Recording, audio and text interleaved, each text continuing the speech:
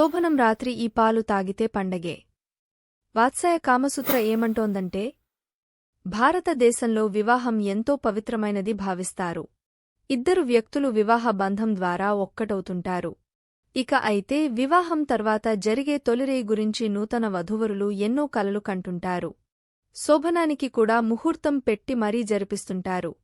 అయితే తొలిరేయి రోజు గ్లాసుతో వధువు పాలు ఎందుకు తీసుకెళ్తుందో మీరు ఎప్పుడైనా ఆలోచించారా? దీని వెనక పెద్ద కథే ఉంది, అదేంటో ఇప్పుడు తెలుసుకుందాం. 2. శోభనం నాడు రాత్రి పెద్ద గ్లాసులో పాలు తీసుకుని వధువు గదిలోకి వెళ్తుంది. ఇలాంటి సన్నివేశాలు మనం చాలా సినిమాల్లో చూసే ఉంటాం. ఈ సంప్రదాయాన్ని నిజ జీవితంలోనూ పాటిస్తారు. అయితే ఈ సంప్రదాయాన్ని ఎందుకు అనుసరిస్తారో చాలా మందికి తెలియదు. 3.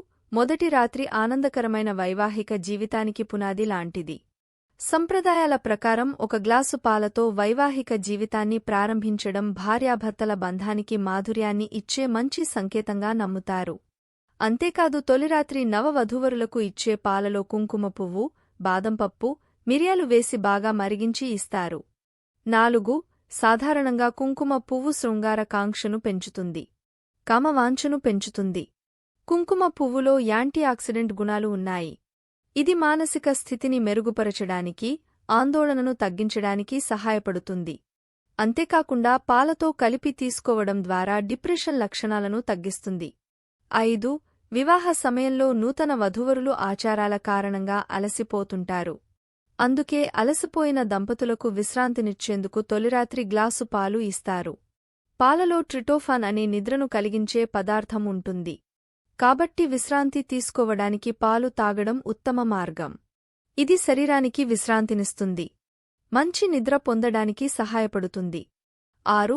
కుంకుమ పువ్వు కలిపిన పాలలో శక్తివంతమైన యాంటీ బ్యాక్టీరియల్, రోగనిరోధక శక్తిని పెంచే గుణాలు ఉన్నాయి. కాబట్టి కుంకుమ పువ్వు కలిపిన పాలను తొలిరాత్రి ఇస్తే రోగనిరోధక శక్తి పెరుగుతుంది. 7. ఇక వాత్సాయ కామసూత్రలో చెప్పిన విధంగా శోభనం రాత్రి నవవధూవరులకు ఒక గ్లాసు పాలు ఇవ్వడం వల్ల లైంగిక శక్తి పెరుగుతుంది. తద్వారా వారి వివాహ జీవితం సంతోషంగా సాగుతుందంట. అందుకే ఫస్ట్ నైట్ రోజు పాలు ఇస్తారు.